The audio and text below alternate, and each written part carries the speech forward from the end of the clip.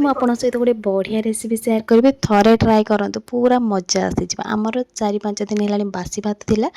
ସେଇ ଭାତକୁ ଚିପିଡ଼ି ବାହାର କଲା ପରେ ସେ ଯେଉଁ ତୋରାଣି, ସେଥିରେ ଦହି ଟିକେ ଆଉ ପାଣି ମିଶିକି ପୁରା ହାଣ୍ଡିଏ, ମାନେ ଛୋଟ ଗୋଟେ ହାଣ୍ଡିରେ ହାଣ୍ଡିଏ ହେଇଯାଇଥିଲା। ମାଆ ତାକୁ ନେଇଗଲେ ଚୁଲି ପାଖକୁ, ସେଠି ତାକୁ ବସେଇକି ଫୁଟେଇଲେ। ସେଥିରେ ଦେଇଥିଲେ ଧନିଆ ଗୁଣ୍ଡ, ଲଙ୍କା ଗୁଣ୍ଡ, ହଳଦୀ ପାଉଡ଼ର ଆଉ ଲୁଣ।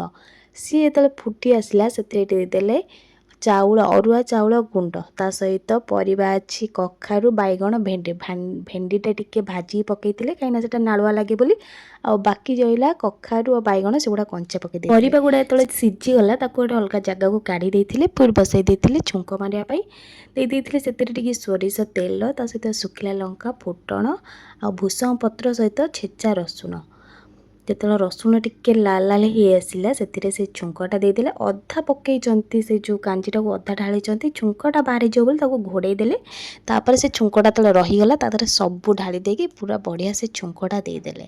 ତାପରେ ତ ରେଡ଼ି ହେଇଗଲା ଆମର ବାସି ତୋରାଣି କାଞ୍ଜି। ଆଉ ଯେମିତି ସାଙ୍ଗେ ସାଙ୍ଗେ ମାଆ ତାକୁ ଘରକୁ ନେଇକି ଆଇଛନ୍ତି, ଆମେ 2 ଜଣ ବସିଗଲୁ ଚାଖିବା ପାଇଁ।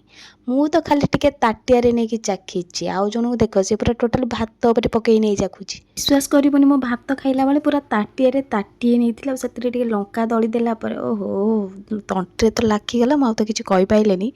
ତାପରେ ଆମେ ତଣ୍ଟିରେ ନାଖୁଛି ବୋଲି ମୁଁ ସିଧା ଲଙ୍କା ଚକୁଡ଼ି ସିଧା ତାଟିଆ ସହ ଧରି ପିଇ ଦେଇଥିଲି। ଆଉ ଭିଡ଼ିଓଟି ଯଦି ଭଲ ଲାଗିଥିବ, ୟୁଟ୍ୟୁବରେ ଦେଖିଥିଲେ ଗୋଟେ ସବସ୍କ୍ରାଇବ୍, ଆଉ ଇନଷ୍ଟାରେ ଦେଖିଥିଲେ ଫଲୋ କରିବା ପାଇଁ ଜମା ବି ଭୁଲିବେନି। ପୁଣି ଦେଖା ହେବ ନେକ୍ସଟ ଭିଡ଼ିଓରେ। ରହିଲି ନମସ୍କାର, ଜୟ ଜଗନ୍ନାଥ। ଆଗକୁ ଯିବା ପାଇଁ ପ୍ଲିଜ୍ ସପୋର୍ଟ କରନ୍ତୁ।